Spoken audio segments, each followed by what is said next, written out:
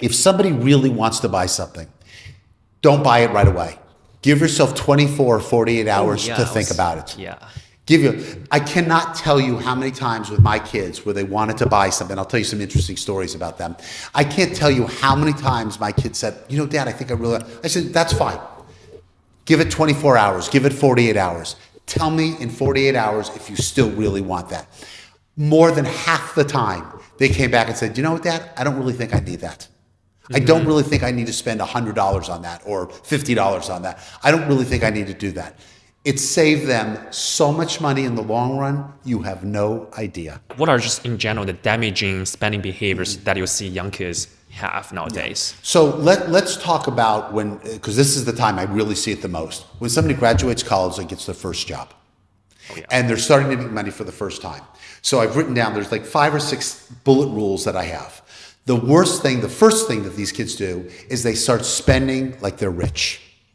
They've got a paycheck coming in for the first time, and they're making whatever number it is, 30, 40, 50, $100,000, and they say, you know what? I'm rich. They have that like lifestyle inflation, right? Exactly right. And they start spending money like they're crazy, like it's crazy. That's the first mistake they make. The second thing is what they don't do is they ignore the most important thing is the first money needs to go towards savings and investing. That's the first money. And people say to me, well, how do I get rich? And I tell them the way to get rich is to spend, spend, spend. And they say, well, how do I get rich by spending? Because you want to be spending money on the right things. Oh, yeah. I want you to spend money on something that's going to be worth more tomorrow than it is today. If you go out and buy a car, that's going to depreciate as soon as you drive it off the driveway. If you go out and buy a suit or a dress or a piece of jewelry, or you go out for expensive, that's gone. That money is gone. But if you take that money and you put it in an index fund, or you put that money into some kind of stock or real estate or something that will bring value, appreciation value, now you're on the right track. Mm-hmm. So if you want to be rich, spend, spend, spend, just spend it on the right things. So that's the second thing. Yep. The other mistake that people make is they do not have a budget. They don't have a plan. Every student starting in high school, go on Google, go on any kind of there's a lot of different sheets out there right now that you can do budgets on. Do a budget. Understand where your money is going. How much of your money, if you moved out, if you're not living at home after you graduate, you got a job, how much is going towards rent? How much is going towards transportation? Do you have a car? Do you take a train? How much is going towards that? How much is going towards your food and entertainment? How much of that money is going towards all that? But the key is, how much money are you saving? How much money are you investing? And I want to talk about that in a minute. But let me just talk about the other things. The other thing, something we touched on, is using credit cards like it's free money. It's not free money, it's debt. Let's go back to what I said before. If you don't have the money in your savings account or your checking account, do not make that purchase on a credit card. And then the last thing, which is kind of what my book is about, Smarter Minds, is not asking for help. To me, the most important thing and I'd like you to start when you get out of college or even while you're in college, is building your personal board of directors. And it's the most important thing. It's been my guiding light throughout my life. The reason I'm in the position I am is not because I'm so smart, because I'm not. It's because I have a lot of friends, and I have a lot of friends that are very smart, and I have a lot of friends that specialize in certain areas. I consult my friends about everything I do. If I'm buying a new car, if I'm going on vacation, if I'm buying a company, if I'm investing in a stock, I have 2 or 3 or 4 people that I call before I do anything. So my biggest recommendation to young people is to get a personal board of directors. And I have a saying, pick who you trust and trust who you pick. Make sure that you pick people that are there for the right reasons. It usually, when you're younger, it starts out with family members, but eventually it turns out to be other people that are in your circle that you know you can trust these people.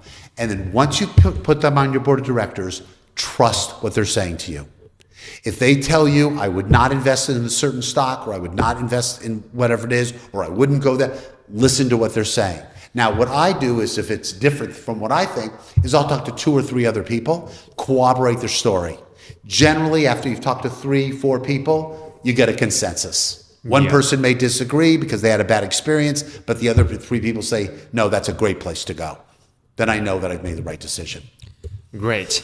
And I want to talk about budgeting. Like, how can people put the advices you gave into actions? How can they start budgeting? Like, what are the software they should use? Or they can just start with the Excel sheet. Like, what are the steps? How would you recommend them to start this? Yeah. So the first thing is to create a budget. That's the most important thing. You've got to have a guideline. You've got to have something with a framework to work within. Yeah.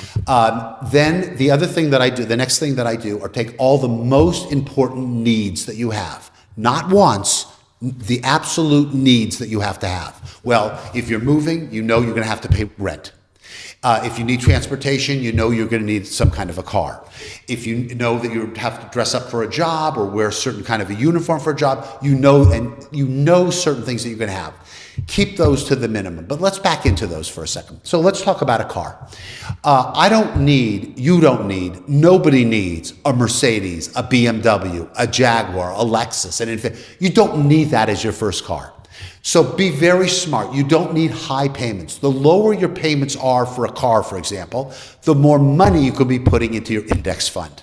Yes. That's where I want to see you spend your money. A car is a depreciating asset. It is. I cannot tell you. I just spoke at USC, the grad school, a couple of weeks ago, actually about a month ago, and one of the things I talked about was cars. They said, please give us examples. We talked about cars. I got a letter back from an email from one of the guys that was in the class the day before. He says, Bill, I just want to tell you how much money you saved me. He says, I was just about to go out and buy a new Mercedes, and he says, I rethought what I'm going to do. I've decided to buy a used car and take the other money that I had saved up for a car and put it into an index fund. He says, I can't tell you, I woke up, I had a cloud lifted from me, and I felt like I was doing something good for myself. That's how I want people to think. Don't worry about what the Joneses or the Smiths think or what they think of what you're doing or what they're driving, what they're buying. You worry about yourself. You worry about the long term. I'd much rather see you have money parked in your portfolio than what you have parked in your garage. What you have parked in your garage means nothing.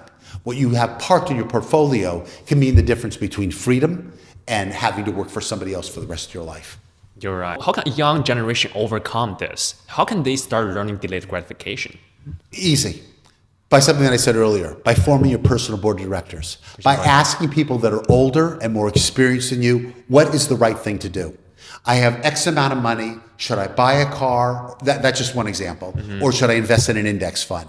Should I buy this real estate possibility? Or should I go out on this great trip? Mm-hmm. Well, I'm not saying not to experience certain trips and certain experiences. And I'll give you a couple examples of things that I regret in my life. But if you take that money and you'll be able to look at it grow. If you have it in an index fund, if you have a Schwab account, a Vanguard account, there is nothing more exciting than every couple of months looking at your account and seeing how it's grown.